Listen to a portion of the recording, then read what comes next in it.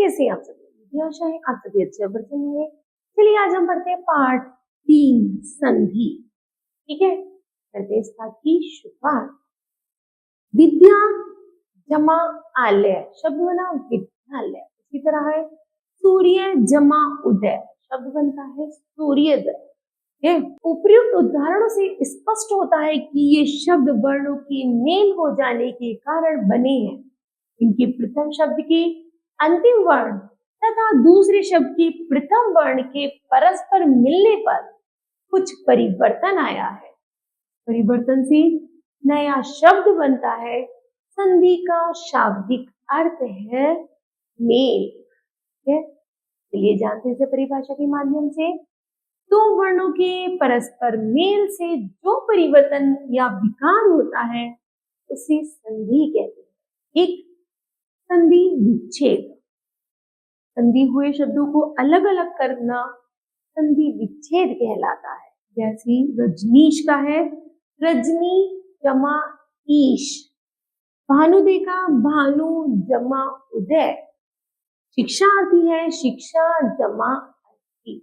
ठीक है, उसके बाद है संधि की भेद। संधि के भेद, संधि के 3 भेद होते हैं। स्वर संधि, व्यंजन संधि और विसर्ग संधि। चलिए पहले जानते हैं स्वर संधि किसे कहते हैं। दो स्वरों के मेल से होने वाले विकार को स्वर संधि कहते हैं।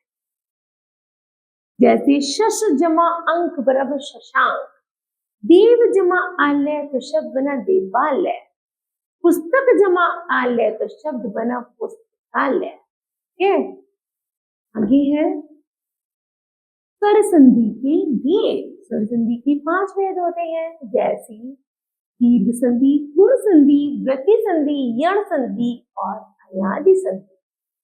पहला है दीर्घ संधि। दीर्घ संधि जैसे आ ई ओ ऊ, विशेष स्वर के बाद हर्ष या दीर्घ, आ ई ऊ ऋषि, स्वर आए तो उन दोनों के स्थान पर आ ई ऊ ऋषि दीर्घ स्वर हो जाता है। जैसे आ से मिलकर बनेगा आ, है ना। आ ई से बनेगा दीर्घ ई।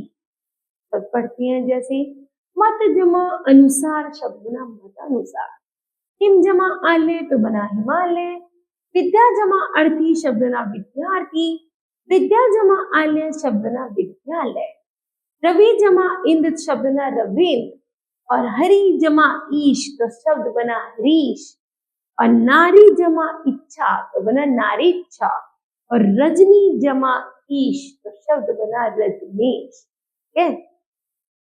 आगे है नंबर 2 पर गुण संधि। आ के बाद यदि ई ऊ ऋषि स्वर हो तो दोनों के क्रमशः ए ओ और अर हो जाता है। जैसे आ का ए, आ ई का ए, जैसे, और उसके बाद आ ऊ का ओ, है ना। चलिए पढ़ते हैं।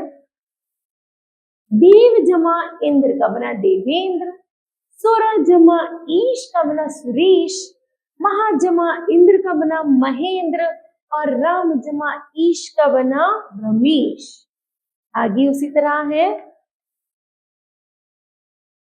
चंद्र जमा उदय का बना चंद्रोदय, समुद्र जमा उर्मी का बना समुद्रमी, महाजमा उत्सव तो बना महोत्सव, और गंगा जमा उर्मी का बना गंगोर में। ठीक है, आगे है वृद्धि संधि।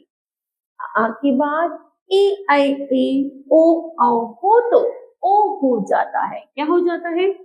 ओ। जैसे ए आई का ए और ए का क्या होगा? आई। तो पढ़ते हैं एक जमा एक बराबर अकेक, मत जमा ऐक्य बराबर मतेक्य, सद जमा एव बराबर सदैव, और महा जमा ऐश्वर्य तो मिलकर बना महेश्वर्य। आगे है यण संधि।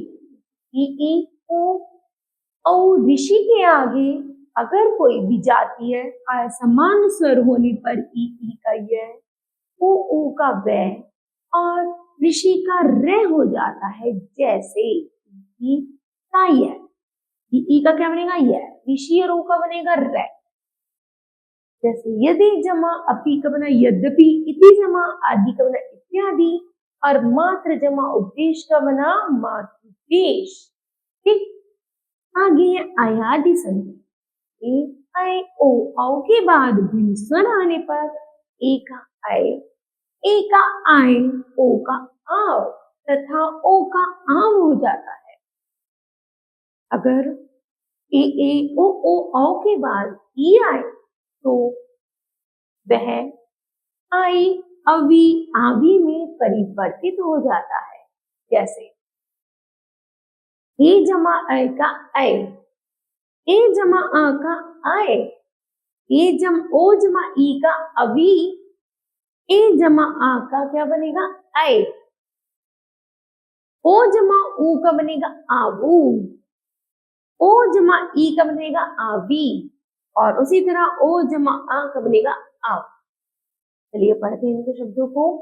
के जमा गण बराबर चयन, गे जमा अक बराबर गायक, ओ जमा इत्र बराबर पवित्र, नी जमा अन्न शब्द बना नयन, वो जमा उक का बनता है भावुक, और नौ जमा इक से बना नाविक, और वो जमा अन्न का है भवन। ठीक है, नंबर 2 है व्यंजन संधि। व्यंजन संधि किसे कहते हैं?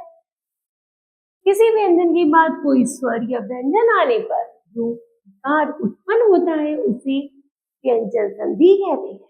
जैसे सत जमा चार बराबर सदाचार, सम जमा भव बराबर संभव, सत जमा गति बराबर सदगति, उत जमा धार बराबर उद्धार, षट जमा आनंद बराबर सटानंद, और अप जमा मय बराबर अमय, सम जमा पूर्ण बराबर संपूर्ण, और वी जमा सम बराबर विषम। ठीक है, उसी तरह आगे कुछ हो रहे हैं।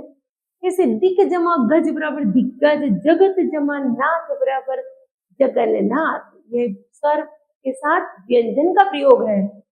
जगत जमा ईश का जगदीश, तत् जमा लीन का तल्लीन, वाक जमा मैं का वांग में, सत जमा चरित्र का सच्चरित्र, और अभी जमा शेख का अभिषेक। ठीक है, आगे है विसर्ग संधि। विसर्ग संधि है विसर्ग की बात किसी स्वर या व्यंजन के आने पर जो विसर्ग में जो विकार उत्पन्न होता है उसे विसर्ग संधि कहते हैं। जैसे नी जमा रव बराबर नीरव, नी जमा रोग बराबर निरोग, निमने जमा हर बराबर मनोहर, तू जमा शासन बराबर दुशासन, निह जमा चल बराबर निश्चल, दू जमा आचार बराबर दुराचार, नी जमा सर्ग बराबर निसर्ग, और प्राय जमा चित्त बराबर प्रायश्चित। अर्थात विसर्ग संधि अर्थात जिन संधियों में विसर्ग का प्रयोग होगा वो अथा विसर्ग संधि कहलाती है।